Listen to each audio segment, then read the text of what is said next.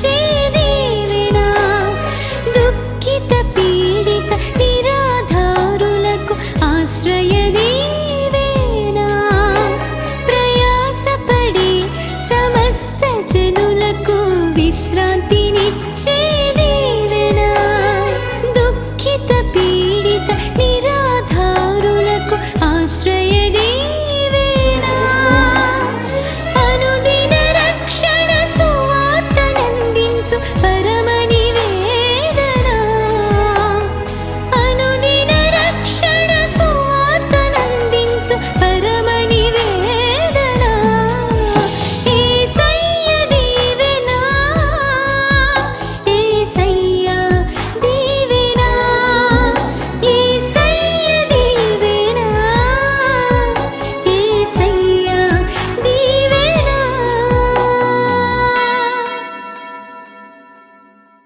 ఎవరి మట్టుకు వాళ్ళు హృదయపూర్వకంగా దేవుని ఆరాధన చేద్దాం. కొద్ది నిమిషాలు మనం ఇలా ఉన్నామంటే అది కేవలం దేవుని కృప.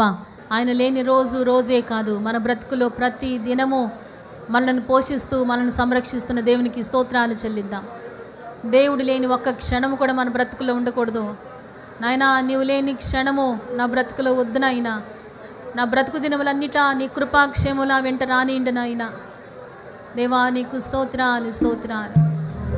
నీవు లేని రోజంతా రోజవునా, నీవు లేని బ్రతుకంతా బ్రతుకవునా, నీవు లేని రోజంతా రోజవునా, నీవు లేని బ్రతుకంతా బ్రతుకవునా. అవును, ఆయన లేని రోజే కాదు, ఆయన లేని బ్రతుకు అసలు బ్రతికే కాదు. నీ కృప వలన తండ్రి మేము ఇలా బ్రతికి ఉన్నామయ్యా.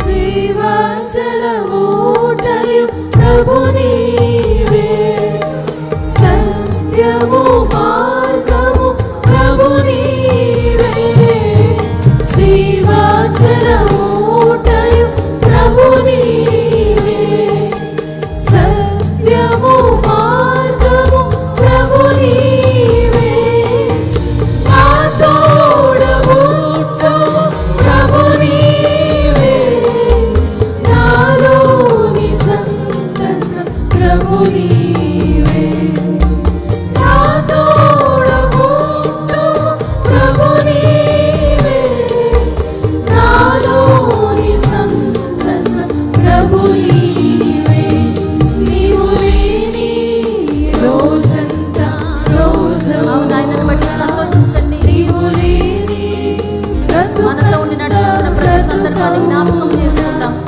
నీవు లేని రోజంతా రోజవునా, నీవు లేని బ్రతుకంతా బ్రతుకవునా. అయ్యా, మన క్రియలన్నీ ప్రభు నీవే. నాకు బలమంతా ప్రభువా నీవే. నా బాట, నా కోట, నా డాలు, నా కేడము నీవే. స్తోత్రమయ్యా. బలహీనులను బలపరిచి నీ కృపతో ఆదుకుంటున్న దేవా, నీ కొందనాలు.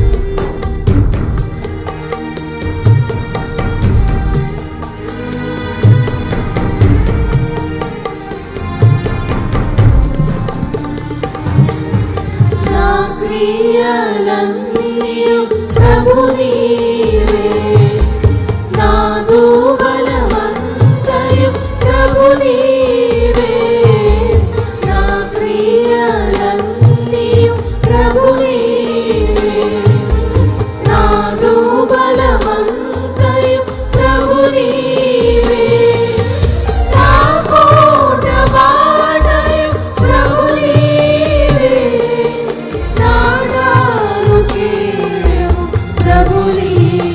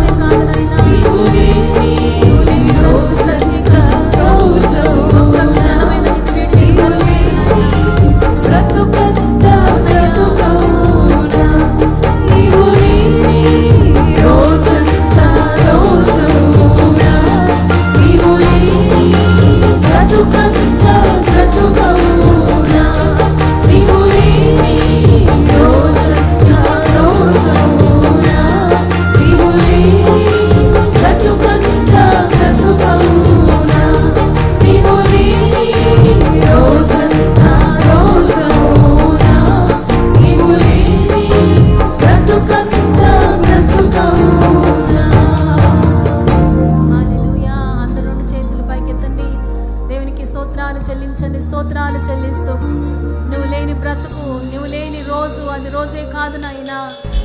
ఒక్క క్షణము కూడా నన్ను విడిచిపెట్టొద్దని చెప్పండి. దేవునికి స్తోత్రాలు చెల్లిస్తూ, నువ్వు లేని ఒక్క క్షణము కూడా నా బ్రతుకులో ఉండొద్దు నాయనా. నువ్వు లేకపోతే నేను బ్రతకలేను నాయనా. నీ కృప లేకపోతే నేను బ్రతకలేను. అందరూ నోళ్ళు తెరిచి అడగండి దేవుని సన్నిధిలో. నీకున్న కోరిక, నీకున్న బలం ఏంటో చెప్పండి దేవునికి. తండ్రి, నా బలము నీవే, నా డాలు, నా కేడము నీవే నాయనా. నీకే వందనాలు, స్తోత్రాలు, స్తోత్రాలు. నా బ్రతుకు దినములన్నిటి కృపాక్షేమములు నా వెంట రానిండని అడగండి. దేవుడు తన బలము చేత నింపుతా ఉన్నాడు. స్తోత్రము నాయన. నాతో మాట్లాడండి అయ్యా, నన్ను దర్శించండి అని అడుగుదా. స్తోత్రము నాయన, నీకు వందనాలు ప్రభువా, నీకు స్తోత్రాలు. అడగండి, నా కొరకు ప్రార్థన చేయండి. బలహీనరాలుగా నేను నిలవబడ్డాను, కానీ ప్రభువే మనందరితో మాట్లాడినట్లుగా తండ్రి నీ స్వరం అందించండి నాయన. మాతో మీరు మాట్లాడండి అయ్యా, మమ్మలను బలపరచండి నాయన. స్తోత్రం. పరిశుద్ధుడా, ప్రేమ కలిగిన మా తండ్రి, నీకు వందనాలు, స్తోత్రాలు చెల్లిస్తున్నాం. ఎంతవరకు ఆరాధించడానికి, స్తుతించడానికి మీరు చెప్పిన కృప కొరకు నీకు వందనాలు తండ్రి. నాయన, జరగబోతున్న ఆరాధన అంతట్లో నీ అధ్యక్షతను మమ్మల్ని మేము సమర్పించుకుంటున్నాం. మీరే నీ కార్యం జరిగించండి, మాతో మాట్లాడండి. నీ సేవకురాలను సిలువ చాటును మరుగుపరచండి. నేను కాదు ప్రభువా, నీవు కనబడాలి, నీవు మాట్లాడాలి తండ్రి. మమ్మల్ని అందరినీ బలపరిచి మీరే మహిమను పొందుకోమని ప్రార్థన చేస్తూ, సమస్త మహిమ ఘనత ప్రభావాలను మీకు ఆరోపిస్తూ యేసు అతి పరిశుద్ధ నామంలో మిమ్మల్ని వేడుకొని ప్రార్థించుచున్నాం తండ్రి. ఆమేన్, ఆమేన్. దేవుని నామానికి మహిమ కలుగును గాక. మన ప్రభు అయిన యేసుక్రీస్తు నామములో చేరవచ్చు. మీ అందరికీ నా ప్రత్యేకమైన వందనాలు తెలియజేస్తున్నాను. అందరికీ వందనాలు. హెబ్రీయులకు రాసిన పత్రిక 13వ అధ్యాయము 4వ వచనం మనందరికీ బాగా పరిచయమైనటువంటి వాక్య భాగము. వివాహం అన్ని విషయాలలో ఘనమైనది, పానుపు నిష్కలమైనదిగాను ఉండవలను, వేశ్యాసంగులకును వ్యభిచారులకును దేవుడు తీర్పు తీర్చును. ఈ మాటలో నుంచి కొన్ని మాటలు పరిశుద్ధ గ్రంథంలో మనం జ్ఞాపకం చేసుకుందాం. దేవునికి స్తోత్రం. హల్లెలూయా. ఇది అందరికీ ప్రయోజనకరమైందే. వివాహం చేసుకున్న వారి జీవితాల్లో ప్రాముఖ్యం, అలాగే వివాహం చేసుకోబోతున్న యవ్వన బిడ్డల జీవితాలకు కూడా ఇది ప్రాముఖ్యమైనదే. ఒకవేళ మా కుటుంబ వ్యవస్థ అయిపోయిందండి అనుకున్న వారికి కూడా ప్రాముఖ్యమే. ఒకవేళ భర్తను కోల్పోయి, భార్యను కోల్పోయి చాలామంది ఇంకా దిగులుగా విచారంగా ఉంటున్నారేమో. ఒక మాట దేవుడు జ్ఞాపకం చేయమంటున్నాడు. దేవుడు నిన్ను విడిచిపెట్టలేదు. నీ భర్తను కోల్పోయి, నీ భార్యను కోల్పోయి ఇన్ని సంవత్సరాలుగా ఆయన పోషిస్తున్నాడు. దానిని బట్టి ఈరోజు నువ్వు సంతోషించి దేవుని స్తుతించడానికి, యోబు చెప్పినట్లుగా యెహోవా ఇచ్చెను, యెహోవా తీసుకునేను, ఆయనకి స్తుతి కలుగునుగాక అని ఆయనకి స్తుతి చెల్లించడానికి, మరలా వివాహ జీవితాన్ని బట్టి దేవునికి స్తోత్రాలు చెల్లించడానికి, ఆయన్ని ఆరాధన చేయడానికి కూడా అనేక మందిని దేవుడు పిలుస్తూ ఉన్నారు. దేవునికి స్తోత్రం. కొంతమంది అదే దిగులుతో ఉంటారు. ఓకే, వాళ్ళ మీద ఉన్నటువంటి ప్రేమను బట్టి అలా ఉండటం మంచిదే, కానీ దేవుని స్తుతించాలి, దేవుని మహిమపరచాలి. అంత మాత్రమే కాదు, రాబోతున్నటువంటి ఆ గొర్రెపిల్ల వివాహ మహోత్సవానికి కూడా దేవుడు మనల్ని సిద్ధపరుస్తూ ఉన్నారు. దేవునికి స్తోత్రం. హల్లెలూయా. వివాహము, మ్యారేజ్ చాలా ప్రాముఖ్యమైనది. పరిశుద్ధ గ్రంథము వివాహానికి చాలా ప్రాముఖ్యతనిచ్చింది. అందుకే పరిశుద్ధ గ్రంథం ఆదికాండములో మనం చూస్తే వివాహంతో ప్రారంభించబడింది, ప్రకటన గ్రంథంలో చూస్తే వివాహంతో ముగించబడింది. అంత ప్రాముఖ్యమైనటువంటి అంశము ఈ వివాహము. దేవునికి స్తోత్రం. హల్లెలూయా. అంత మాత్రమే కాదు, యేసుక్రీస్తు ప్రభువారు కూడా వివాహ వ్యవస్థను చాలా ఘనపరిచారు. ఆయన అద్భుతాలు, సూచక్రియలు, మహత్కార్యాలు చాలా చేశారు. మనం పరిశుద్ధ గ్రంథంలో చదువుతూ ఉంటాం. అయితే వివాహ వ్యవస్థను యేసుక్రీస్తు ప్రభువారు కూడా ఘనపరిచి ఆయన తాను చేసినటువంటి మొదటి సూచక్రియను కూడా ఒక వివాహంలో చేశారు. మనందరికీ తెలుసు కదా, కానా అనే ఊరిలో ఒక వివాహం జరిగినప్పుడు, ఆ వివాహానికి యేసు తన శిష్యులు పిలువబడినప్పుడు అక్కడ ద్రాక్షరసం అయిపోయిందంట. ద్రాక్షరసం అయినప్పుడు ఏం జరిగింది చెప్పండి? నీళ్లను ద్రాక్షరసముగా చేశాడు. దేవునికి స్తోత్రం. హల్లెలూయా. యేసుని కలిగిన వివాహ జీవితము, అద్భుతాల కార్యాలు చూడాలని, కొరతలు ఉండకూడదని దేవుడు ఆశిస్తూ ఉన్నాడు. దేవునికి స్తోత్రం. హల్లెలూయా. లాజర్ని కూడా లేపాడు కదా, 3 రోజుల తర్వాత చనిపోయిన లాజర్ని లేపాడు కదా. అదే మొదటి సూచక్రియ అయి ఉంటే యేసుక్రీస్తు ప్రభు వారి మీద విశ్వాసం ఇంకెంత పెరిగి ఉండేది కదా జనాలకి. చాలా అద్భుతంగా, ఆశ్చర్యంగా, అరే చనిపోయి 4 రోజుల తర్వాత ఈ లాజర్ని లేపాడు అంట అని చెప్పి తన ఘనత కోసం అక్కడ యేసుక్రీస్తు ప్రభు వారు ఒకవేళ ప్రయత్నించలేదేమో, కానీ వివాహ వ్యవస్థను ప్రేమించి దేవుడు తన మొట్టమొదటి సూచక్రియను వివాహ జీవితంలోనే జరిగించారు. దేవునికి స్తోత్రం. అందరూ సంతోషంగా దేవునికి స్తోత్రం చెల్లిద్దాం. ఈ వివాహం అనేది దేవుడు తానే తన మనస్సులో నుండి వచ్చినటువంటి సంకల్పము, దేవుని చిత్తము. ఆయన పరలోకములో నిర్ణయించినటువంటి అంశం ఇది. వివాహం అనేది దేవుడే సంకల్పించింది, ఎవరో అడిగితే చేసింది కాదు, ఎవరో కోరిక చొప్పున జరిగించింది కాదు. దేవుడే తన ఆలోచనలో పుట్టినటువంటి ఒక మంచి వ్యవస్థ, వివాహ వ్యవస్థ. దేవునికి స్తోత్రం, హల్లెలూయా.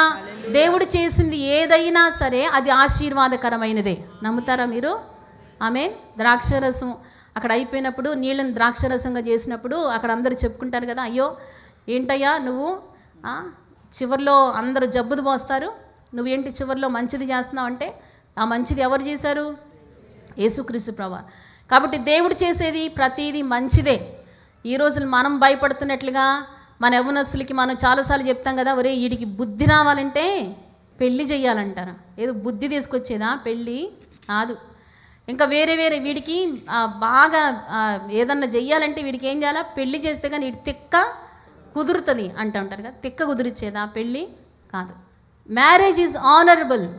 మ్యారేజ్ అనేది చాలా ఘనమైనది. దేవునికి స్తోత్రం. Marriage is honourable among all. అన్ని విషయాలలో, అందరిలో కూడా ఘనమైనది వివాహము. దేవునికి స్తోత్రం. అందరూ సంతోషంగా బిగ్గరగా దేవునికి స్తోత్రం చెల్లిద్దాం. హల్లెలూయా, హల్లెలూయా. ఘనమైనది అంటే అది ఆనెస్ట్ అంటే చాలా నమ్మకమైనదని, యథార్థమైనదని. అది marriage is noble, marriage is righteous, marriage is nice, marriage is blameless, marriage is moral, marriage is proper, marriage is respected. ఇలాగా ఆనరబుల్ అన్న మాటకి చాలా అర్థాలు ఉన్నాయి. దేవునికి స్తోత్రం. అందరూ సంతోషంగా దేవునికి స్తోత్రం చెల్లిద్దాం. హల్లెలూయా. కాబట్టి అంత ఘనమైనదిగా దేవుడు వివాహ వ్యవస్థను ఆయన నిర్మించారు, ఆయన స్థాపించినట్లుగా మనం చూస్తూ ఉన్నాం. అయితే ఎలా ఉంది మన వివాహ వ్యవస్థ, ఎలా ఉందో మన జీవితాలు ఒకసారి మనం ఈ రోజున పరిశీలన చేసుకుందాం. దేవునికి స్తోత్రం. హల్లెలూయా. నేను చెప్పాను కదా, ఈ వివాహం అనేది ఎక్కడ స్థాపించబడిందంటే దేవుని చేత అది స్థాపించబడింది. చూడండి, ఆదికాండము 2వ అధ్యాయము 18 నుంచి కనుక మనం చదివినట్లయితే, మరియు దేవుడైన యెహోవా నరుడు ఒంటరిగా ఉండుట మంచిది కాదు, వానికి సాటి అయిన సహాయమును వాని కొరకు చేయుదుననుకొని. చదవండి అందరూ. యెహోవా ప్రతి భూజంతువును ప్రతి ఆకాశ పక్షిని నేల నుండి నిర్మించి ఆదాము వాటికి ఏ పేరు పెట్టినో చూచుటకు అతని యొద్దకు వాటిని రప్పించెను. జీవము గల ప్రతి దానికి ఆదాము ఏ పేరు పెట్టినో ఆ పేరు దానికి కలిగెను. అప్పుడు ఆదాము సమస్త పశువులకును ఆకాశ పక్షులకును సమస్త భూజంతువులకును పేర్లు పెట్టెను. అయినను ఆదామునకు సాటైన సహాయం అతనికి లేకపోయెను. అప్పుడు దేవుడైన యెహోవా ఆదామునకు గాఢ నిద్ర కలుగజేసి అతడు నిద్రించినప్పుడు అతని ప్రక్కటెముకలలో ఒక దానిని తీసి ఆ చోటును మాంసముతో పూడ్చివేసెను. ఆ తరువాత దేవుడైన యెహోవా ఆదాము నుండి తీసిన ప్రక్కటెముకను స్త్రీనిగా నిర్మించి ఆమెను ఆదాము వద్దకు తీసుకుని వచ్చెను. అప్పుడు ఆదాము ఇట్లనెను, నా ఎముకల్లో ఒక ఎముక, నా మాంసములో మాంసము, ఇది నరుల్లో నుండి తీయబడిన గనుక నారి అనబడును. 24వ వచనం చదువుతాం. కాబట్టి పురుషుడు తన తండ్రిని తన తల్లిని విడిచి తన భార్యను హత్తుకొనును, వారు ఏక శరీరమై ఉందురు. దేవునికి స్తోత్రం. హల్లెలూయా. ఇది ఇక్కడ మనం చూస్తూ ఉన్నాము, దేవుడే తన మనస్సులో అనుకున్నటువంటి కార్యం అన్నమాట. చూడండి, అక్కడ అన్నిటినీ 2 జతలుగా దేవుడు సృష్టిస్తూ ఉన్నాడు. అప్పుడు దేవుడని యెహోవా నరుడు ఒంటరిగా ఉండుట మంచిది కాదు, వానికి సాటి అయిన సహాయమును వాని కొరకు చేయుదును అనుకొనెను. దేవునికి స్తోత్రం. మంచి కార్యాన్ని దేవుడు చేస్తూ ఉన్నారు. మ్యారేజ్ అనేది చాలా బ్లెస్సింగ్, మ్యారేజ్ చాలా ఆశీర్వాదకరమైనటువంటి అనుభవము. ఈ దినాల్లో చాలామంది యవనస్తులు వివాహాన్ని నిషేధిస్తూ ఉన్నారు. అది వాక్యానుసారమైనది కాదు. వివాహం కొరకు సిద్ధపడాలి, దేవుని సన్నిధిలో కనిపెట్టాలి, వివాహితులుగా అవ్వాలి. అది దేవుడిచ్చినటువంటి వాగ్దానము. దేవునికి స్తోత్రం. హల్లెలూయా. కాబట్టి ఇక్కడ మనం చదువుతున్నప్పుడు దేవుడే తన మనసులో నుండి సంకల్పించినటువంటి సంకల్పము. అప్పుడు దేవుడైన యెహోవా ఆదామునకు గాఢ నిద్ర కలుగజేసి అతడు నిద్రించినప్పుడు అతని ప్రక్కటెముకలలో ఒక దానిని తీసి ఆ చోటును మాంసముతో పూడ్చివేసిన. ఆ తర్వాత దేవుడైన యెహోవా ఆదాము నుండి తీసిన ప్రక్కటెముకను స్త్రీనిగా నిర్మించెను. దేవునికి స్తోత్రం. హల్లెలూయా. ఇప్పుడు పురుషుణ్ణి దేవుడు చేసిన తర్వాత స్త్రీలు ఎలా వచ్చారు? చెప్పండి, పురుషుని పక్కటెముకలు. ప్రక్కటెముకల్లో నుంచి వచ్చి. కాబట్టి దేవుని వాక్యంలో మనం చూస్తున్నాం, నిజమే ఈ మాట. యేసుక్రీస్తు ప్రభు వారు కూడా చాలా స్పష్టంగా చాలాసార్లు ఆయన నొక్కి చెప్పినటువంటి సందర్భం మనకు కనబడతా ఉంటుంది.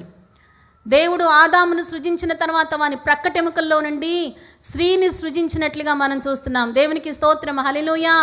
ఆదాముకి గాఢ నిద్ర కలుగు చేసినట్టు మనము ఎలాగ చేయబడ్డామంటే, చేయబడుతున్నప్పుడే, సృజించబడుతున్నప్పుడే, నరుణ్ణి సృజిస్తున్నప్పుడే దేవుడు వారిని పురుషునిగాను స్త్రీనిగాను సృజించారు. దేవునికి స్తోత్రం, హల్లెలూయా. ఈ పురుషుడు కంప్లీట్గా ఎప్పుడు అవుతారంటే నీ భార్యను బట్టే, భార్య కంప్లీట్ మనిషి ఎప్పుడు అవుతారంటే నీ భర్తను బట్టే. దేవునికి స్తోత్రం, హల్లెలూయా.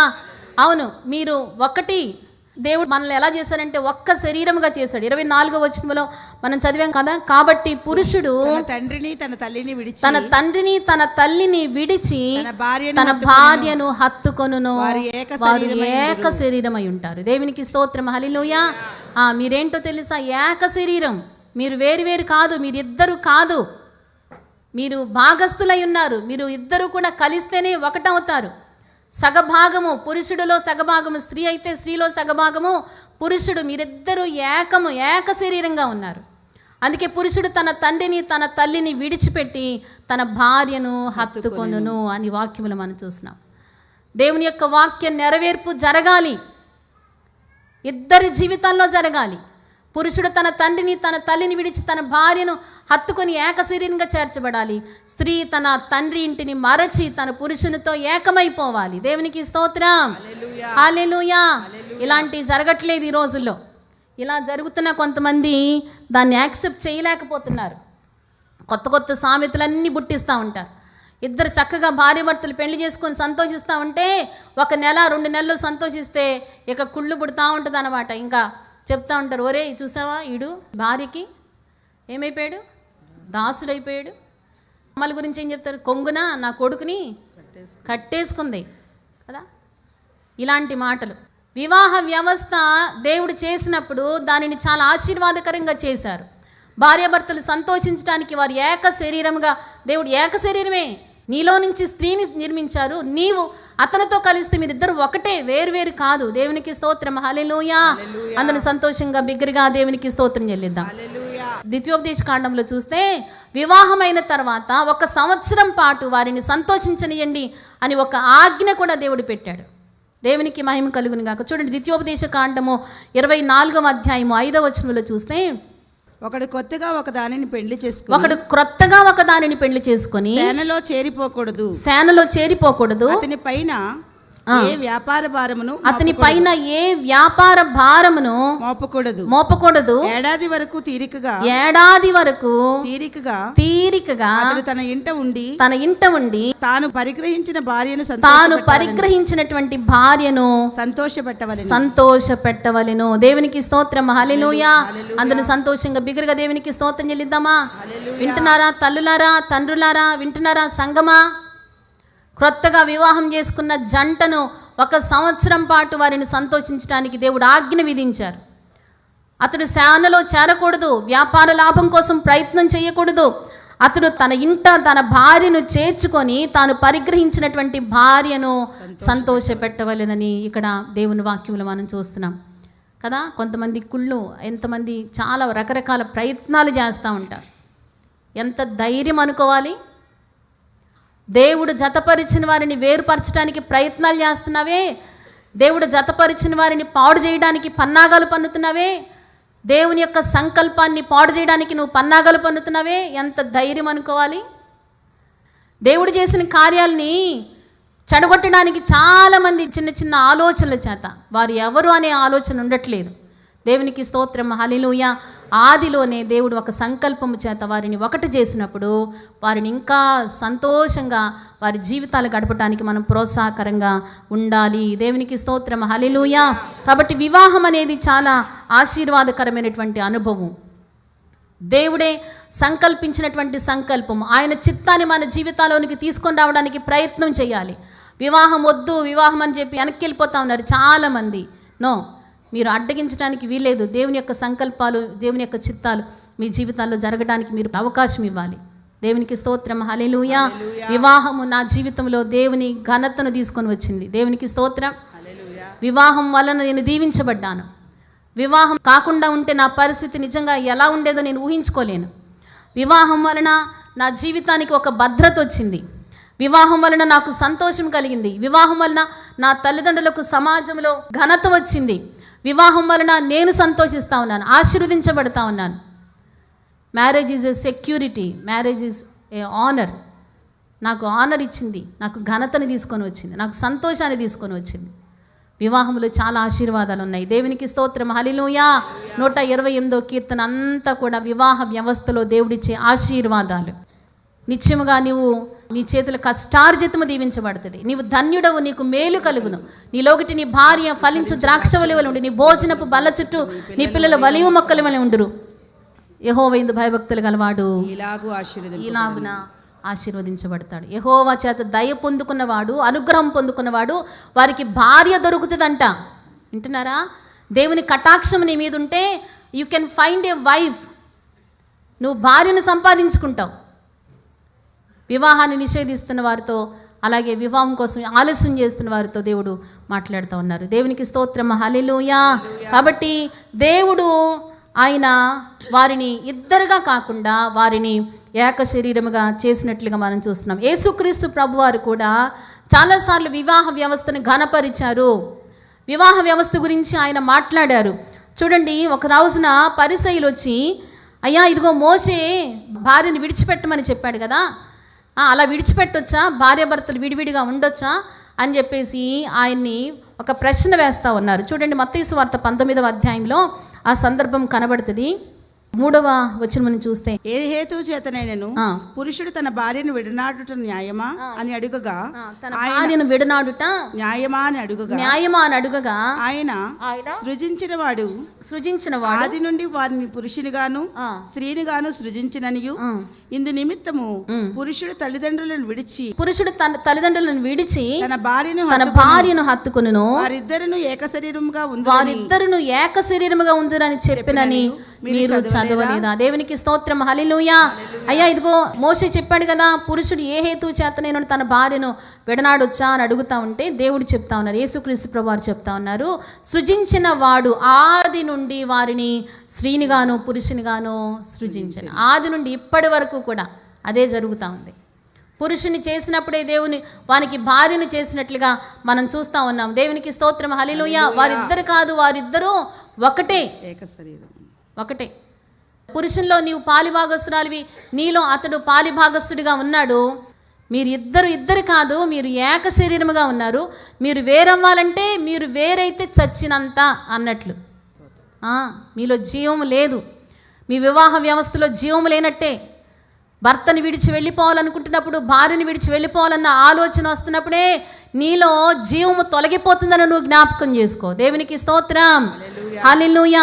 ఆ తర్వాత యేసుక్రీస్తు ప్రభువారు అంటున్నారు, కాబట్టి 6వ వచనం చదువుతున్నాను, కాబట్టి వారు ఇకను ఇద్దరు కాక ఏక శరీరముగా ఉన్నారు గనుక దేవుడు జతపరిచిన వారిని మనుషుడు వేరుపరచకూడదని చెప్పెను. దేవునికి స్తోత్రం. అందరూ సంతోషంగా బిగ్గరగా దేవునికి స్తోత్రం చెల్లిద్దామా? హల్లెలూయా. వింటున్నారా?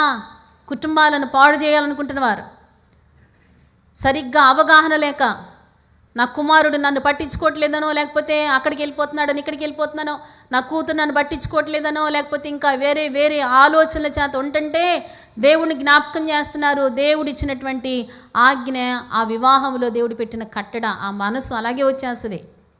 దేవుణ్ణి ప్రేమించాలనుకుంటున్న వారు, ఆయన కట్టలను అనుసరించి నడుచుకున్నట్టు వారు, పురుషుడు ఏం చేస్తారంటే తన తండ్రిని విడిచి భార్యని హత్తుకుంటారు, భార్య కూడా తన భర్తని హత్తుకుంటుంది.